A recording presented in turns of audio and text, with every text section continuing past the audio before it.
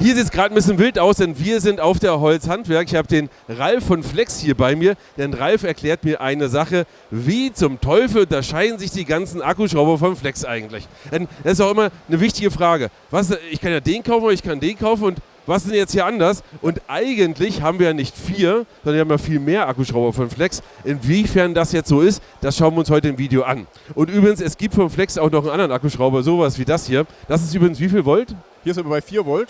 Das sind 4 Volt, ja? 4 Volt, 5 Newtonmeter, eigentlich perfekt, um einen Schrank aufzubauen, in der Montage, Fertigmontage. Ja. Schrauben so einzudrehen, dass ich die Oberflächen nicht beschädige. So, das heißt also, Möbel, der klassische IKEA-Käufer braucht genau dieses Gerät. Aber ihr seht, wir sind schon mittendrin. Ja? Legen wir mal los mit richtigen Akkuschrauber. Ich weiß, das ist auch die Akkuschrauber, aber wir wollen jetzt hier die großen Schrauben reindrehen.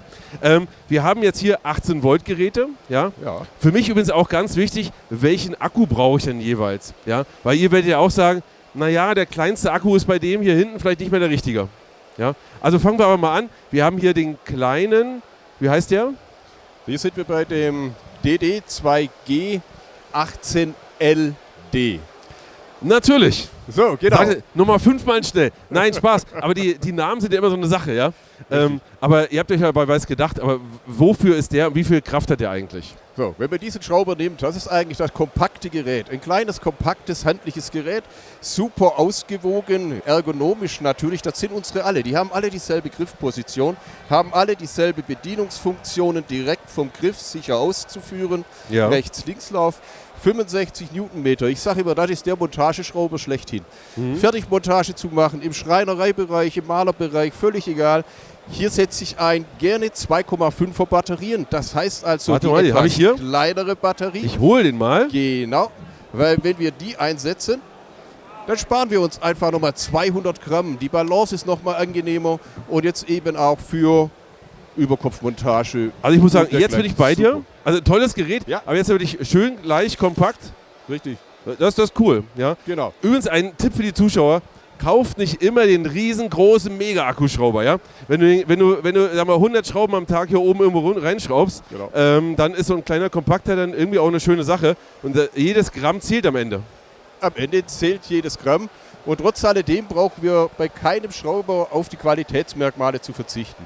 Das heißt, im Getriebekasten ist Sicherheit, da sind keine Halbschalenbauweisen, da kommt kein Spiel auf, da kommt keine Bewegung. Ja. Das Ding hält einfach. Vernünftige Metallfutter, die spannen richtig zu, fertig, die Dinger halten, sind stabil, kein Kunststoff. Das Ding hält einfach. Das ist eine gute Aussage. Übrigens alles im Brushless, man muss aber nochmal dazu sagen, was ich immer wichtig finde ist, wir haben das Licht hier unten, ja, mit Nachleuchtfunktion, leuchtet hier oben hin, ihr seht das ja hier auch, ja, das ist alles mit dabei. 2 Gang, okay. Das heißt das ist so den kann man immer nehmen eigentlich. Den kann ich eigentlich immer nehmen. Ich sag mal, selbst so eine Schraube geht hier auch noch. Da sind wir dann so bei 160, 180. Die kriege ich damit auch noch bearbeitet.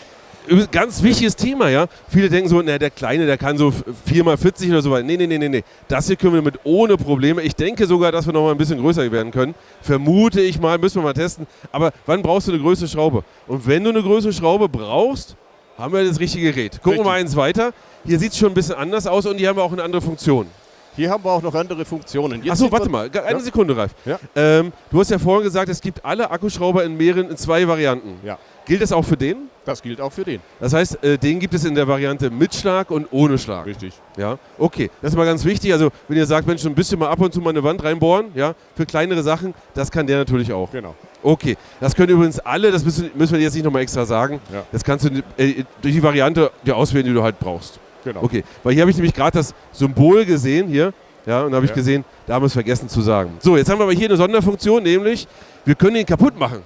Wir können den kaputt machen. Ich halte mal fest, du ziehst am Profutter. Zack, kaputt. So, verrückt. Jetzt kommt eigentlich und jetzt haben wir hier, das Ding ist es doch, oder? Das ist doch der pure Hammer. So. Weil, nee, das meine ich gar nicht. Der ist richtig klein, aber schaut mal hier, da ist ein Bit drin. Das heißt, der Bit ist jetzt schon drin und ich kann das einfach aufsetzen. Richtig. Kann jetzt hier sagen, okay, jetzt schraube ich, ja, und jetzt bohre ich, schraube, bohren, schrauben, bohren. Genau. Ja, und es geht rucki zucki, ich brauche nur einen Akkuschrauber. Ihr kennt ja mein Credo, das 3 Akkuschrauber-Prinzip, jetzt brauchst du noch einen. Richtig. Ja. Genial. Und jetzt haben wir natürlich auch die Möglichkeit, den Aufsatz hier raufzubringen. Allerdings muss ich dann hier den herausnehmen. Jetzt Alles geht der klar. genauso wieder auf. Du hältst fest. Ja. Das ist ein gutes Team. Jetzt leicht drehen, genau, leicht Und zack, drehen, drin. setzt an und dann geht das wieder weiter. Oder Ja. ich setze da Bohrfutter auf, weil ich wieder vorbohren muss in irgendeinem Genau. Winkel. Ja. Eigentlich eine schöne. Das ist aber ein eigentlich eine Zubehörteil, richtig? Sache. Das ist ein Zubehörteil. Mhm. Ja, sinnvolles Zubehör, wie wir so schön Ja, sagen. absolut. Ne? Also, wenn ihr euch für den entscheidet, nehmt das Zubehör auf jeden Fall mit, weil ihr braucht das nicht jeden Tag. Aber wenn ihr es braucht, dann braucht ihr es. Ja. Oder? In diesem Falle hier haben wir jetzt einen PD, also den Mitschlag, Percussion. Und hier sieht man dann auch, und das haben alle PD-Varianten, das ist dann hier diese Schnellumschaltung, diesen Modi. Ach so, hier. Weltring. Genau, So, hier immer mache noch ich die Klick. Schnellumschaltung. Ja. Und wenn ich jetzt für den Schraubfall eine Rutschkupplung eingesetzt habe, also Newtonmeter-Blockierung eingesetzt habe, dann kann ich die hier eben überbrücken, wenn ich vorbohren möchte oder im Schlagbohrerbereich arbeite. Also für euch nochmal, wenn wir jetzt den hier zum Beispiel nehmen, da müssen wir jedes Mal drehen, um jetzt hier dahin zu kommen. Genau. Verstellen quasi das Drehmoment auch. Oder haben das nicht hier. Hier können wir einfach sagen, Stufe 9 und schalten immer hin und her. Genau. Gar kein Problem. Genau. Ja. Aber ich möchte mal ganz kurz nochmal, halt nochmal fest, das sieht, glaube ich, irgendwie ein bisschen. Sonst schaut der Zuschauer und denkt sich, was ist denn hier los? Ja? So sieht es normal aus. Ja. Aber wirklich, nehmt das Zubehörteil mit dazu. Man hat das ja häufiger, dass man so Ecke, Kante irgendwo hin muss und dann macht das schon echt Sinn. Richtig. Welche Kraft haben wir hier? Wir sind hier, harter Schraubfall, sind wir bei 115 Newtonmeter, sind im weichen Schraubfall, der uns jetzt hier interessiert, sind wir bei 60 Newtonmeter. Ja. 60 Newtonmeter, das reicht ganz entspannt, um auch mal eine 8320, mal eine Absolut. 10er Schraube einzudrehen. So wahnsinnig viel brauchst du nicht. Muss halt immer dran denken, sobald ich mal über 65 Newtonmeter rankomme, Zusatzhandgriff, denn das sind 11,5 Kilo auf dem Handgelenk beim Aufblocklaufen. Absolut. Haben wir jetzt hier eine Anti-Kickback-Funktion? Die haben wir, lässt sich auch sehr schön und einfach einmal zeigen. Stellt mal das Gerät, schaltet es ein. Hopp. Ja, man Geht sieht es ja aus. auch am linken. Genau. Ich zeige es euch nochmal, also als Beweis nochmal. Ja, der Knopf ist gedrückt und er hört auf zu drehen. Ja, eine ganz wichtige Funktion. Wir haben es vor kurzem nochmal gezeigt. Vor allem, wir haben mal ausgerechnet, wie schnell die Geschwindigkeit ist. Was denkst du, mit welcher Geschwindigkeit der hier zur Seite zieht? Schätz mal. Weil ich denke mal, das sind schon so in der Richtung 60 Meter pro Sekunde. Also das wird schon, ja, ist schon ganz Also ordentlich. wenn man es auf kmh, wir sind Autofahrer, okay. Ja, okay. das sind so zwischen 100 und 150 km/h. Ja. Und jetzt bei 150 km/h kannst du nicht mehr loslassen. Nein. Das ist so schnell. Ja? Also das geht so schnell, wenn du es verkannt hast. Hier hast du Sicherheitsfunktion dabei. Wunderbar. Und du hast gerade 115 Newtonmeter im harten Schraubfall. 115. Ja, 115. Aber Newtonmeter. das ist eine Menge. Das Ja? ist eine ganze Menge. Ja. Also der kann schon was. Der kann schon ganz ordentlich was und deswegen Anti-Kickback als Schutzfunktion So. durchaus Und ein jetzt, Muss. und jetzt sagst du, es geht noch mal weiter. Ja, natürlich. Es geht noch ein Stück weiter. Es gibt neue Features mit dazu, die dann bei einem HD-Schrauber kommen. Noch einmal ganz kurz. Wir haben LD, Light Duty. Okay. Wir haben MD mit Duty-Anwendung. Okay. HD, High-End Duty. Okay. So, also so von der Logik her, glaube ich, relativ simpel zu erhaschen. Okay. Also ist das quasi das Level. High-End-Modell. Ja. Das ist Wir haben noch einen aktuelle- Spezialschrauber, den schauen wir uns auch noch an. Ja, Aber das wäre quasi so, wenn du sagst, ich will, keine Ahnung, ich will alles können. Wir müssen auch hier vielleicht größere Sachen, vielleicht kommen wir dazu noch. Ja. Aber wir wollen jetzt wirklich den Lachs vom Brot holen. Ja. Okay. Gut. Welche Kraft haben wir denn hier? wir sind hier bei 170 Newtonmeter oder 75 im weichen Schraubfall. Ja, das ist schon eine ganze Menge. Also nochmal 170 Newtonmeter. Man kann es jetzt nicht übersetzen, aber wenn man es mal mit Autos von früher übersetzen würde, ja? früher hatten Autos- der Polo hat weniger. Ja, absolut. Ja, also, ja. Ich meine, man kann jetzt nicht ins Auto reinschrauben, aber Nein. es ist schon irre. Das Ja? ist- Also früher hatte ein Akkuschrauber mal 20, 30 Newtonmeter und heute haben wir 170 Newtonmeter. Aber magst du uns mal zeigen, was du mit 170 Newtonmeter alles so machen kannst? Mit 170 Newtonmeter, wenn ich vorher noch eines darf, und zwar, das ist das extra hier noch oben drauf, nicht nur, dass wir hier den stärksten Schrauber haben überhaupt, sondern wir haben hier zusätzlich auch noch eine Turbofunktion. Okay. Mit der Turbofunktion hauen wir nochmal 20% oben drauf. Wir kommen bis zu 3000 Umdrehungen hoch.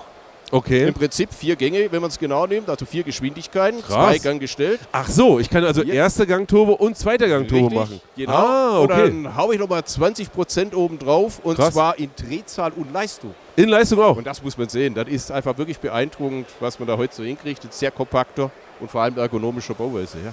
Dann zeig uns das doch mal. Sollen wir mal zeigen?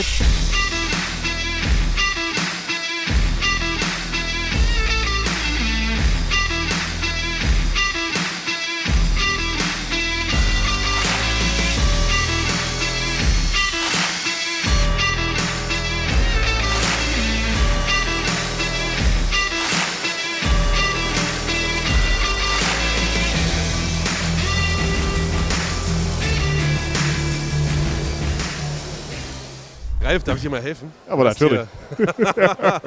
Also hier geht's richtig los. Du hast ja die große Späne-Party gefeiert. Ja, das macht doch richtig und Spaß. Und man sieht ihm das auch an, ja? Also schreibt mal in die Kommentare, Ralf hat Spaß. Also das ist ja wirklich der Hammer. Mann. Also wirklich ja irre. Ja, ihr seht hier, dass das alles hier in Sekunden Bruchteilen eigentlich. Und man muss jetzt sagen, was haben wir hier? Ein 70er, 65er? Ja, da steht jetzt 70. Macht schon Ja. Spaß, 70, ja. Also macht 70 schon Spaß. mm Forstner-Bohrer. Ja. Einfach so hier reingewämst. Und zwar ganz wichtig, wir haben das gemacht im zweiten Gang Turbo-Modus. Ja? Das heißt also richtig Kraft, richtig Umdrehung. Und er hat, also gezuckt hat er ja gar nicht. Nein, der hat jetzt vernünftige Schnittgeschwindigkeiten, der Bohrer. Vernünftige Schnittgeschwindigkeit. Du hast auch, das muss schnell gehen, der Feierabend ruft. Ja, aber jetzt schau da hinten, das ist ein Traum. Ne? Ja, absolut. Also es sind ordentliche Löcher, kein Gezuckel, kein gar nichts. Genau. Und viele von euch kennen das bestimmt, wenn der Akkuschrauber irgendwann so sagt, oh, man hat ja auch viele Akkuschrauber, die sagen so, na, so ab 35er geht noch, aber 40er, 45er, das ist schon so, oh, ja. Genau. Da quält man sich so ein bisschen durch im ersten Gang, ein bisschen drücken, gucken, dass es irgendwie geht. Muss man hier nicht, ja. Also das ist schon wirklich krass. Also wirklich, wirklich krass. Schreibt mal gerne in die Kommentare, wenn ich mal einen Akkuschraubertest machen soll. Du sagst, es ist der stärkste. Ja, natürlich. Dann schreibt es mal in die Kommentare, dann mache ich mal einen Test gegen alle anderen. Dann schauen wir mal, ob es wirklich der stärkste ist, ja. Ich will es ja nicht in Abrede stellen, wir können es uns ja angucken.